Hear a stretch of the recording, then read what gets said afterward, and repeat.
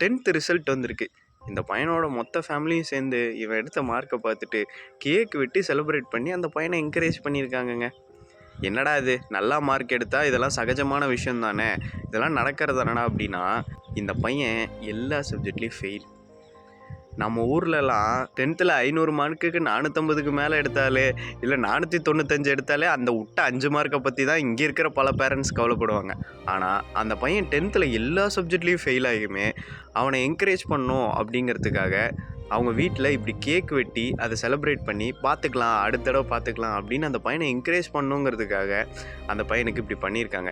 ஏன்னா அவன் ஃபெயில் ஆகிட்டான். இப்போ திரும்ப அதே கிளாஸில் படிக்கணும். கூட இருந்த அவன் ஃப்ரெண்ட்ஸ் எல்லாருமே அவனை கிண்டல் பண்ணுவாங்க. அந்த பையன் மனசுடைஞ்சு போயிடக்கூடாது அப்படிங்கிற காரணத்தினால அவங்க ஃபேமிலி இப்படி ஒரு விஷயத்த பண்ணியிருக்காங்க. உங்கள் பசங்க எக்ஸாமில் கம்மியாக மார்க் எடுத்துட்டாங்களா, அடுத்த தடவை இன்னும் ஒரு 2 மார்க் எச்சாடுறா அப்படின்னு சொல்லிட்டு என்கரேஜ் பண்ணுங்கள். ஃபெயில் ஆகிட்டானா அடுத்த தடவை பாஸ் பண்ணுற அளவுக்கு எழுதுறா அப்படின்னு என்கரேஜ் பண்ணுங்கள். அதுவே போதும்.